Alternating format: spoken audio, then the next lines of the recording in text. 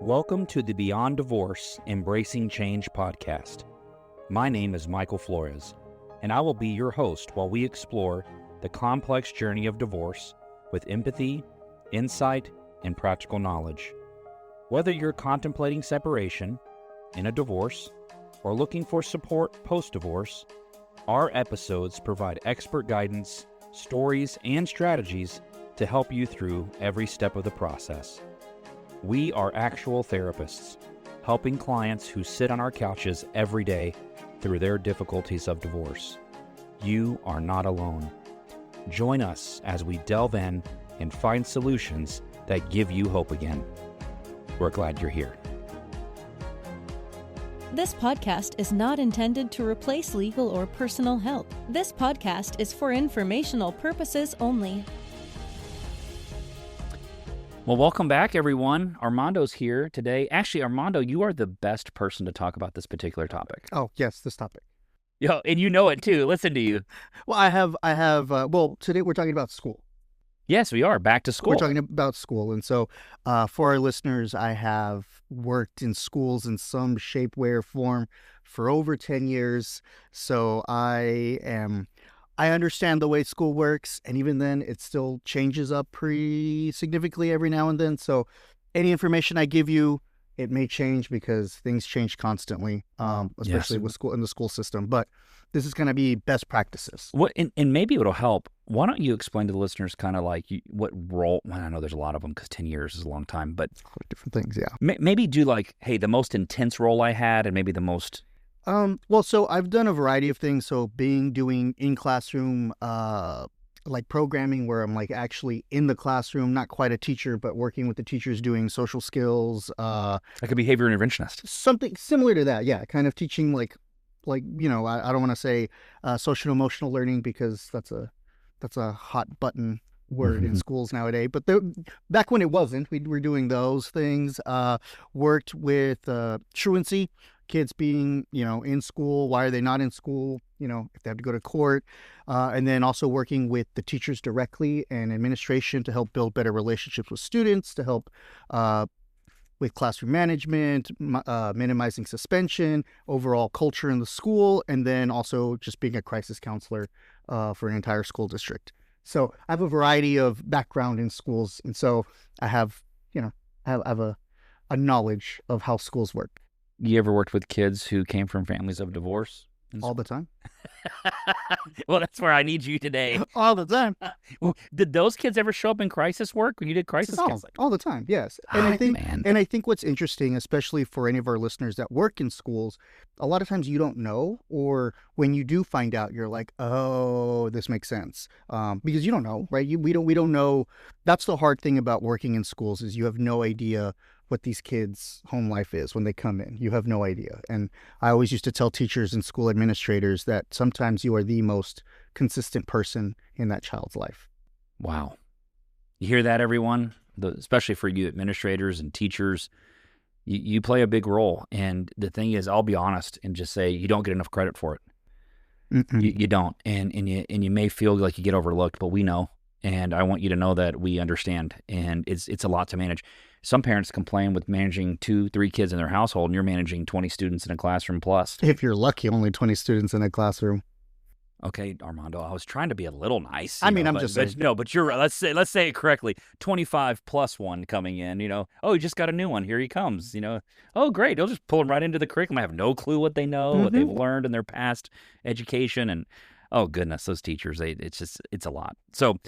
Yes, this is back to school and really supporting school life in the co-parenting relationship. Is that my understanding? That's kind of the focus. Where should we start with this topic? I think it's the very first thing I would say is creating those routines for the children, right? If we're going back to school, just getting back into the motion of how do we go back? What do those routines look like? Especially if I have 2 homes. Yeah. We've talked extensively about routines in different homes and what that looks like. I live only a mile away at mom's house. I live 30 minutes away at dad's house. There's going to be a different wake-up time depending on where I'm waking up and where I'm going to school. So being able to really create those routines, because I don't know about you, but I don't like waking up super late and then running to grab all my stuff and make it on time. And, you know, I know the teachers and administrators don't like that because the kids aren't focused and their little brains are on fire. And then, okay, little Johnny, now it's time to do a state test, you know? Yeah, they literally, I've seen the schools talk to these kids about getting good enough sleep, make sure you eat breakfast. Like they're telling them these are the routines you should have because you have a state test tomorrow. Yes. But it's like, man, if you could just do that consistently for them. So what are the routines that you think, especially families of divorce, kids coming from two homes, probably on some type of schedule, what kind of routines should they be putting in place for their kids to have the best possible experience in school? I think the number one thing is having like a bedtime, right? Having a bedtime. Having a bedtime or an expectation of a bedtime if we're talking about teenagers. Oh, wait. Teenagers don't follow rules? I mean, they do, but many teenagers stay up much later than their parents. I wonder if the cell phone has anything to do with that. Well, they don't get cell phones in school, at least not in Texas anymore. They're not allowed their cell phones. So. That's right. I bet I would love to hear comments from parents about what that's been like just to start the year with kids no cell phones. It's been interesting. I've talked to a couple of my clients already, asking them about like how that has been. And most of them report it's not been too bad yet, but it is only like week 2, not even. Like we're still in honeymoon phase of starting school. Mm-hmm. Yeah, I agree. So, and I don't know that the schools know how they're handling that either. So, I mean, we get it. Is that the hill you want to die on? I don't know. It's a state law, but so we got to have a bedtime. I think bedtime or expectations of bedtimes are super important because, look, we know kids are developing, their brains are growing, they need sleep. Sleep is the most important thing for everybody. For me, for you. Like, if I don't get good night's sleep, we're going to have a problem. I feel like just health-wise, I don't feel good. I don't literally physically feel good if I don't have enough sleep. Absolutely. And I think that's where sleep becomes so important and making sure that they're getting enough hours of sleep at both homes. Yeah. Because that, sometimes it's a little bit different if I'm the parent that gets the kid on the weekends, then it's going to look a little bit different. But come Sunday, if I drop them off at school on Monday and it's my responsibility, I need to have a bedtime that's kind of similar to the other home is what I encourage. Yeah. When I've done the co-parenting work with parents, kids, of course, prefer the parent that lets them stay up later. Of course. And so what I told these two parents is I said, look, whichever one of you has a stricter routine bedtime, you just both go by that one. Because then you're never over. Like, so if one says, hey, they should go to bed at 9, the other one says 8, the way you do it is you say, well, 8 is the stricter time. We're going to go with 8. And then and you're for certain the kid's getting enough sleep at that point. Mm-hmm. What I had a kid do with their parent once is say, like, what can I do to earn some later time? And so then the parents kind of looked at me like, well, I taught the kid the question. But when he asked that question of his parents kind of looked at me like, well, what do we do in that situation? And I said, well, how would you know that they could handle it? And they said, well, it would be how they get up. And I said, what do you mean? And then they described it. And I looked at the kid and I said, I guess the way you wake up makes a difference on how much sleep you're getting, huh? So it's kind of like you're teaching us. The kids are teaching you just as much as you're helping them. So I like that you mentioned the routines. Other routines you would add? Also in terms of like homework, like when they come home, what homework do they have? Do they get a snack first? Do they get to watch some TV? Do they get like iPad time? What do they get before they start homework? Or is it right back into homework? What happens when both homes just are completely opposite? One parent doesn't even look at the homework or care to ask. The other parent's like so on top of it. You have a kid that has, like, chances are if they are not self-motivated and they're not that type A kind of kid that's going to do their work on their own, they're going to struggle in school or they're going to be all over the place in school. And I don't know how many times I've had parents in my office tell me, well, they do so much better with school on my time because we're structured, and it becomes a point of contention and it becomes a whole other something that can be weaponized. Hear me say, I hate weapons. I hate weaponizing children. I hate weaponizing schools. And it happens all the time. And so just be aware of that. So what should they do then in a situation where that may be the case? I think that's where you communicate with your co-parent. I know this is a crazy idea.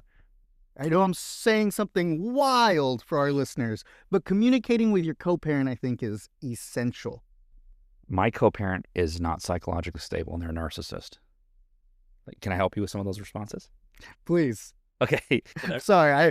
You've heard these. Okay. Heard them okay. More times than I'd like. We can't co-parent. I don't feel safe with them. Mm-hmm. They don't communicate with me. I've sent them messages on OFW or AppClose or text or whatever, and they just don't respond. That's when you do your best. You do your best, and you create your routines in your house as best you can. There we go. And I think that's the scenario. Best case scenario is you're co-parenting, you're working together, you're discussing routines and homework and bedtimes and all those things you said. And then you're saying, in the event those things are not occurring and you've made the attempts to, I still think you attempt. I don't care that you know the answer. I don't care that you're a good forecaster. We have so many good forecasters and co-parents. And how often are the weather people right? Like it's raining today, too. It is. That's what I'm saying. And I mean, give it a shot because you never know. Again, my hope is that your kids are the one thing that you can agree on. You might not be able to agree on who gets the dog, how much like child support, whatever. But hopefully for the kid, for school, that they can come together. This is the issue I've had with co-parents. They agree on what, they just don't agree on how. Think about it. If I say, do you want your kids to go to school? They both say yes. Yes. But how they help them do that. One parent goes, that's a them thing. They got to figure that out. The other parent's like, we got to stay on top of it. They don't agree on how. Mm-hmm. But they seem to agree on what? On the goal. In most cases. If you ask a co-parent, should the children have a relationship with both parents? Most parents say yes. But how that's to be done. And yeah, what kind of relationship also is always in question. Well, what if they just don't want to gush? I don't want to make them. Right? So they don't agree on that how. But the court says they got to go. And then so we have, that's what I see is the dissonance in co-parenting is we don't agree on how, but we typically agree on what. Have you noticed that? Yeah. No, I do see that. That's interesting. Uh-huh. Yeah. We need to dive into that later. Sorry. We can, definitely. And I think that's where trying to have that communication is important. And if you can't, you create that structure in your own home. You can only control what you can control, right? And having those expectations. And the goal is, if you create and instill those expectations in your children, they'll have those same expectations when they go over to the other house, even if that's not supported over there. Because that kid knows this is what's expected of me. If they have a value in school, well, I know I got homework, I know I got a project, I'm going to do it anyways because that's important to me. Right? And that's where having that communication with the school, which transitioning into our next topic about how to communicate with the school is so important because it's not just partnership with you and your co-parent, it's also partnership with the school. Talk about what that should look like. So that's where making sure that you're involved and you're on any kind of apps, whether it's like GroupMe or I don't know, there's a bunch of different teacher ones. GroupMe? GroupMe is a big one. Okay. There's a lot of schools have their own app with their own calendars. A lot of the school districts have that. So I would encourage all parents to be on that. Hear me say this. Someone's going to yell at me. Someone's yelling at the radio or YouTube or whatever. It is your responsibility to download that app yourself. If you don't know where your child goes to school or what school district, I'm going to strongly encourage you to find out and download that app. Please. You're laughing. But I have had plenty of parents where I have asked, well, what school do they go to? Well, I don't know. Well, their mom hasn't told me. My mom, yes. I've worked with parents, forgive me, listeners, but I have worked with parents in the school district where they're not even divorced, right? But they have like 4 or 3 kids, and I was working with the parent and the family as a whole, and I'm like, well, where is this other one? What grade is this one in, and where do they go to school? I don't know. Well, what's the name of the teacher? I don't know. It's the lady. What lady? Oh, the miss. You know how many misses there are in schools? So I strongly encourage you parents to please know the name of your teacher and know what grade they're in. Know what school district they're in, please. Just for us, at a bare minimum, like a safety concern too. Like, know where they go every day for 8 hours. So at a bare minimum that, but please, please, please download those apps, be informed, get those calendars. And if you don't know how to get them and you have a good working relationship with your co-parent, you can ask them. So for the co-parent who's struggling to help the other co-parent become involved, yes, what do you say to them? I encourage them to say, hey, look, here's the app. There it is. Download it. Here's where you can find it. Here's where you can look, and then just get out of the way. And get out of the way. I got it. Because okay. I don't know how many times have you had that in your office where, well, they didn't give me the calendar. They didn't give me the schedule. They're like, you have the same access to the information as I do. Well, the parent usually says that. What I typically say as a counselor is, well, where can you get that? That's what I've said too. Yeah. I was like, oh, do you have that information? Yeah, but I mean, it's not on the calendar, the schedule. And then if I have good rapport, I'll say, it sounds like you're needing them to do it for you. I've asked that too. I'm sure you have. Mhm. Yeah. Have. You know what's fun is like we're inviting them in to take on the parental role, right, with the kids' school Right. and stuff like that. And then they either do it or they just continue to complain that it was never a role they did. I think the one I've heard recently was you have two parents in the household, the parents divorce. This parent has less time with the kid, but they took on more of the responsibility. So like I handled all their school functions, PTA, whatever, but they actually spend more time with the other parent and I'm no longer Involved. is as involved. And so they're worried about the kid getting behind and I've seen this before. And in those situations, I'm like, you can't solve all the problems. And that I have had that happen too, right? Or they're the equal, well, where they live with me, it's a better school district. So they should be living with me because it's a better school. And you get into that kind of fight. Yeah. Or they should go private versus public. And then Mhm. I've seen that too. Uh-huh. So I see the same information. So that goes back into making sure that you're all getting the same information from the school. You're on the emergency card. You're on the teacher's emergency card. That same information. There are a lot of times that I've had parents come in and say, "Oh, they've removed me from the emergency contact. The school doesn't tell me anything." That's where I would say every year you fill out a new one. Make sure you're on that information. That is why it's important to be on those parenting apps. If some schools have a parent liaison or they have somebody that like will walk you through those things, please reach out to your school. That's what they're there for, to help do that. What do you say to the parent that comes in and says they listed the step parent as the parent? I say, are they an emergency contact? And then I say, okay, make sure if it says parent, you can correct that. Call the school, let them know, and they will correct that. It is. Now, I will say this, when you call the school, be very careful about not oversharing, because those nice ladies and gentlemen at the front of the school in the office, they do not care. And if you tell them everything, they're going to be talking about you every time you come into the school. I'm telling you. It's like,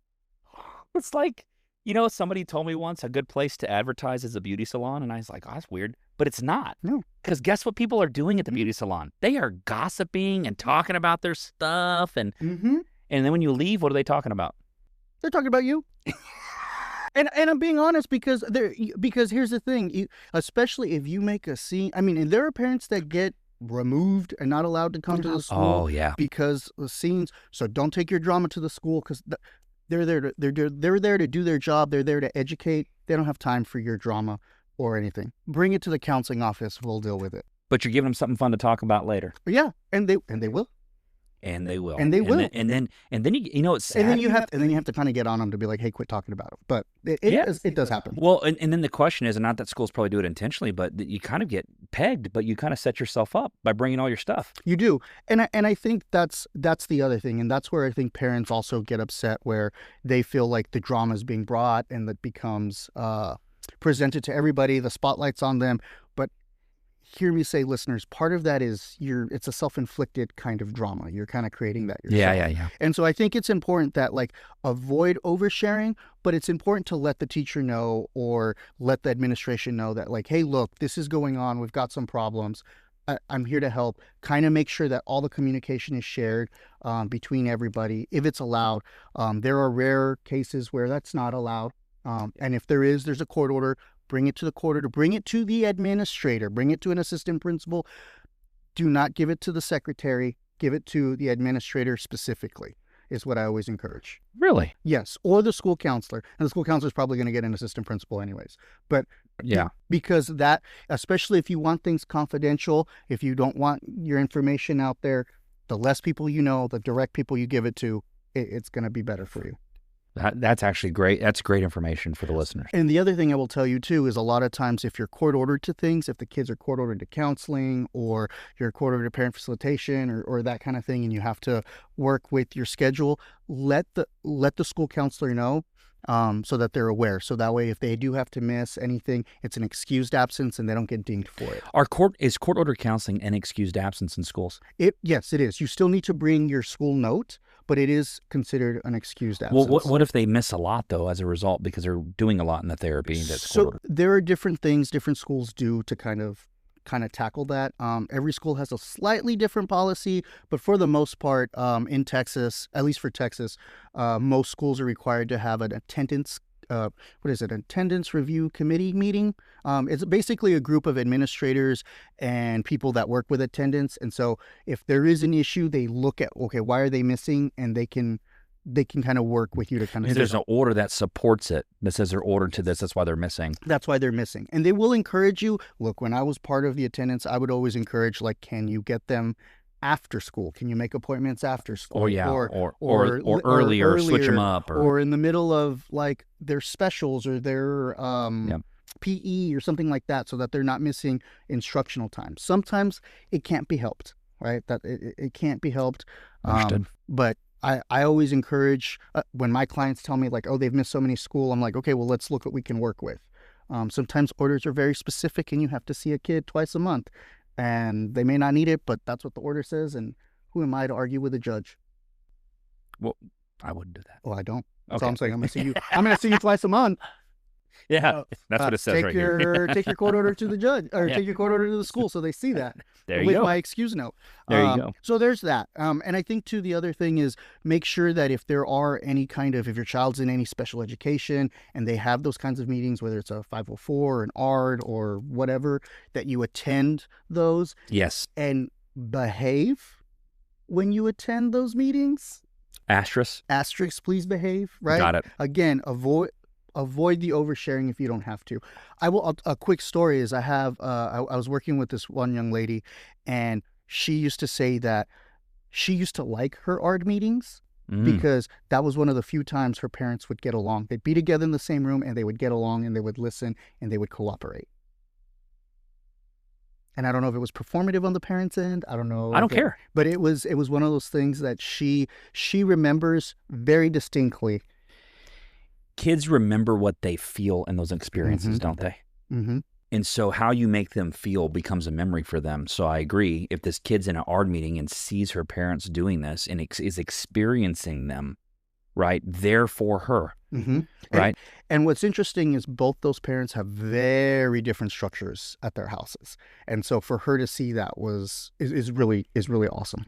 Well, I would have loved to have shaken their hands and said, I'm proud of you guys. Mm-hmm. I don't care what your issues are that that brought you here, brought whatever, but the fact that you can go sit in a meeting with your kid and help your kid know that whatever is going on for them is more important than what you, the parent, go second, parents. Maybe make the kid the priority, make them one. And I think that's important too, especially if there's a discipline issue and you get called in and you have to go and work like that.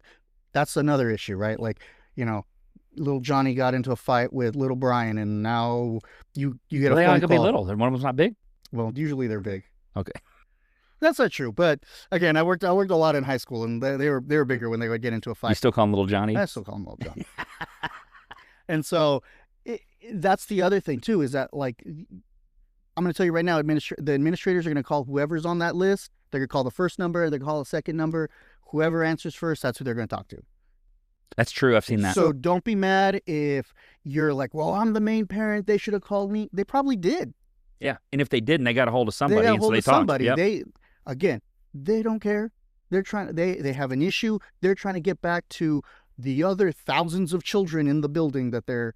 The school is there to educate Right. their child. Mm-hmm. They're not there to take sides. They're not there. They're not going to talk to your attorney. They don't care. They don't. They do not care. They have a lot of other things. They got, depending on the school district, they got the state breathing down their neck too, trying to make sure that they don't get taken over. They're trying to figure out how to enforce a cell phone law. I mean, on top of everything else, on top of making sure that they meet certain requirements and things. So Exactly. I feel for my administrators and my school staff. So that are out there. I have family that's in schools, and one is an administrator or assistant, and it's the first question I asked, how are y'all gonna do this? She gave examples of certain teachers that do it a certain way, and they're like, we don't have issues. We've never had issues because this teacher had a really unique way of handling it in their classroom. That's what we do. I love the creativity that they can come up with sometimes, let's talk about supporting emotionally and socially. What do you mean there? That's where sometimes a lot of kids struggle in school. They have a hard time. And so making sure that you're having that communication with the kids, like how is school, what's going on. I always encourage, the minute the kid gets out of school, what's the first question you ask when they get in the car? How was school today? Do they want to talk about school? No, they don't. But I do that too, Armando. It is so normal, so common. And what is the response you get? Fine. Good. Fine. Okay. They're give them a breather. Give them a breather. What do you want for dinner? What do you want to listen to on the way home? What? They don't get to decide my radio. Oh, well. I'm just teasing. I mean, some You're so parents, nice. my dad used to be like, when you drive, you can pick the radio station. That sounds like what I grew up with. So then whenever he would ride with me, I would put on the most obnoxious like metal and stuff. I don't even like metal, but I would put some like most obnoxious stuff just to be. Gosh. You're my second child. Continue. So what should we be asking our kids when they get in the car? What did you learn today? What was something fun? What was something dumb somebody said today? Yeah. Did you fart in class when it was all quiet? Did something like that happen? Because they're more socially based anyways, right? And a lot of times when they're... Hold on. Go ahead. Say that again. Kids are what again? Kids are socially based, right? They're about social. They're about relationships. That's what they're thinking about while they're in school too, right? Mm-hmm. Whether that's the relationship with the teacher, with their friends. Perfect. That's the mindset of a child. Man, I just wish more parents understood that. You're pushing education, and not saying it's great. You're keeping them on line with that. But remember what's important to your kid is they are socially based. Mm-hmm. Hey, maybe ask them about their best friend. Hey, did you see Lucy today? Did you see whoever? How they doing? Well, there's nothing like whenever, especially with middle school girls, like if there's drama, what happened today at lunch? They're going to tell you the whole story about little Susie who broke up with little Johnny because Johnny was secretly... Johnny's with Susie now. Johnny's been talking with little Mary and whatever and all that other stuff. It's a whole thing. So, but that's the stuff you want to feel connected to your child. You want your child to feel connected to you. That's part of it. Ooh, I like that. Because they want to know, right? Can you name your child's best friend? Have you ever asked that in session?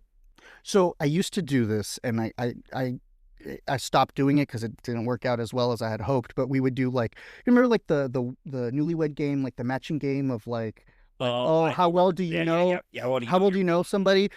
Years ago, I used to do this like with little dry erase boards, and I would do that kind of with the parent and the kid, thinking it'd be a good idea. But then you learn real quickly how much the parent doesn't know about the child, and it only upsets the kid even more. So learned not to do that anymore.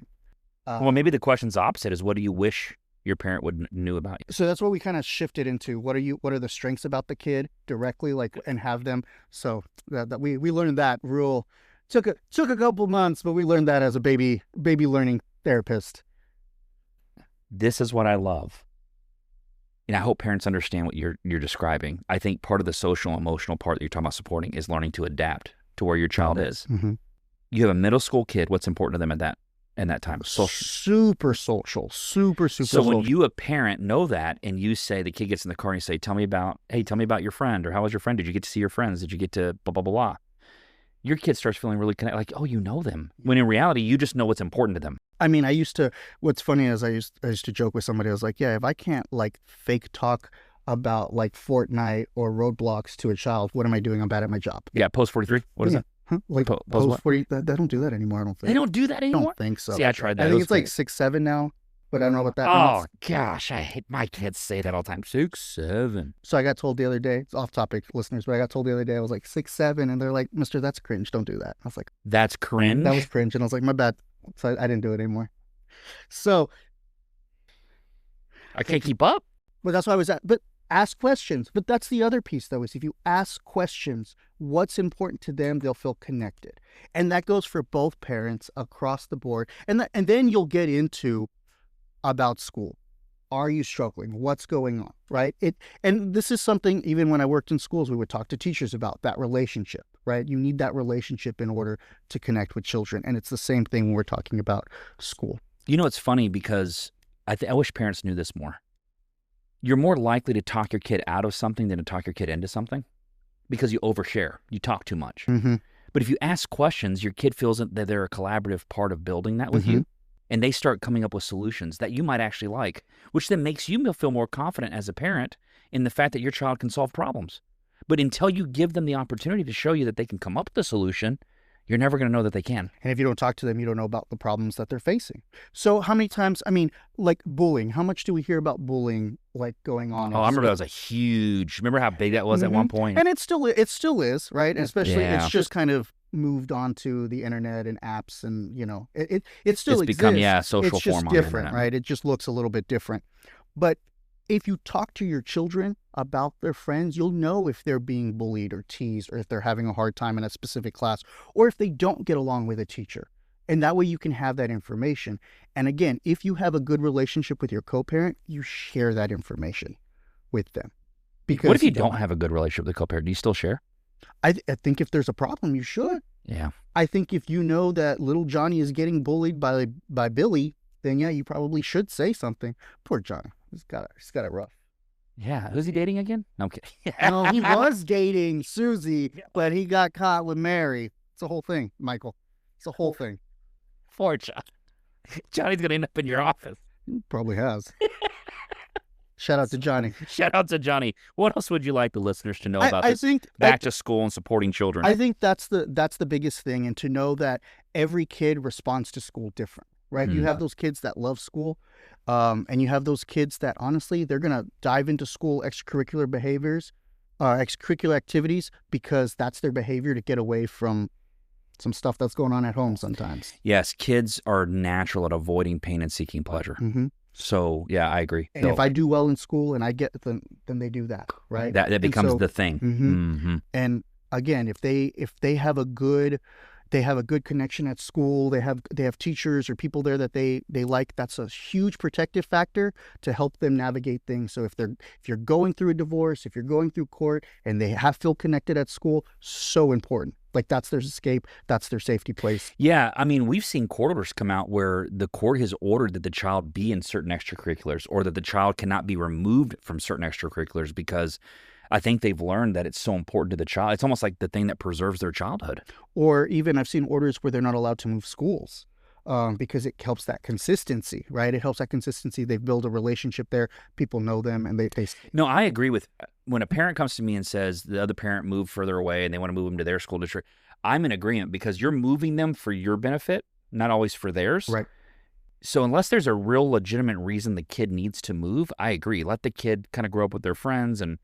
As best you can. As best you can. Oh, Sometimes, sure. Sometimes it's unavoidable. Right. But even when that happens, like making sure you have that communication with the new school about what's going on, because they're going into a new environment and they know nothing, right? Like, oh, they were the teacher was there and that school administration was there from the time that the divorce started to its end, and they were there to support that kid. Now, poof, they're in a new school. They don't have that support. Yeah, and I think that's a hard one, because earlier we were talking about not oversharing with them. So I think you give them just enough to have an understanding, but you're not giving them all the details and right. You don't overshare. Again, that's the don't key. overshare, because no school administrator or teacher really wants to be subpoenaed and go to court. Yeah, I've seen them there. Have to. And boy, do they hate it. They don't want to be there. They're scared. That kind of. I mean, even I've seen it. Even when I worked for a school district and we would get a subpoena for stuff, we would run straight to legal counsel and be like, "What do we do?" Right? Because we didn't know. That's not something. What do you do now? Now I run straight to you. Yeah, right. You're so silly. No, I don't do that. But no, it's so funny. now I slightly know better what to do now, right? I know how to respond. I know how to respond now. Oh, that's what I'm doing Wednesday. Yeah, exactly. Right. All right. Well, anything else you think would be helpful for the listeners and the viewers to? I think you said it best. Say just enough, right? I think Janan, go back, listeners, early in the summer. Janan was talking about just enough. 2 shout outs to Janan today. Shout out to Janan. Yeah, she's awesome. good. She is awesome. She's good. I was like, oh yeah, just enough. Don't overshare. Communicate when you can with your co-parent as best you can. And parents, be involved. Know that information. There are apps, information, that kind of stuff out there. Teachers, administrators, they would like you to know what's going on. Yes, sometimes there are those parents that are overly involved that you're like, oh my God, but like, you know what? There are less of those than there are the ones that, don't know anything. Right. So, and know where your kid goes to school, please. Thank you, Armando. No, I want to thank you for just, you can tell that you know this topic so well, and you're passionate about education in school. I remember when we first talked before you came to Brighter Possibilities, how much you loved serving in that population. And I know how much of a benefit you were to them, and obviously I was stealing you away from them because I needed you to bring that here. And I go ahead. I was going to say, and I think for all our listeners, please appreciate your teachers, appreciate the work that they do. Yes. It's hard. It gets harder every year. I joke that I'm a recovering school district employee. Well, the problem with the schools, in my opinion, is they don't do 40-hour weeks. Oh, no. They're working 60-hour weeks. Easily. I'm literally, if you add up, and that might be just on the low end. If you add up the time and grading stuff and showing up to school early and putting stuff up and going to buy supplies and whatever they're up to, they are legitimately putting in 60 hours a day. And that's not even if you're a coach or a band or anything like that, because they're there. You're just talking about just teachers. I'm just talking about teachers. Not the ones that do the extra. Mm-hmm. We hear it. We see it. We know. Please, I like what you said to the parents. Be kind to them. Please be kind to them. And when you get mad and you're angry, don't yell at the office staff. Don't yell at the AP. Don't yell at, it's not their fault. It's not their divorce. They're just there for the kids. So the answer to that is seek first to understand if you want to be understood. I like that. Yeah, I didn't come up with it, but I love it too. That's good. That sounds good. Well, it's helped me every time I'm stuck or I'm pissed off, and I'm trying to get someone to see my point of view. If I'm not trying to understand first, why would they ever want to listen to me? Mm-hmm. You're not listening. Yeah. Yeah. I'm not listening to them. Why would they listen to me? So seek first to understand, then you can be understood. Yeah. Anyway. Okay. Thank you, Armando. No, thank you, Michael. Always a pleasure. I love it. I love this stuff too. Thank you, everyone, for being here. Keep moving forward. See you next time.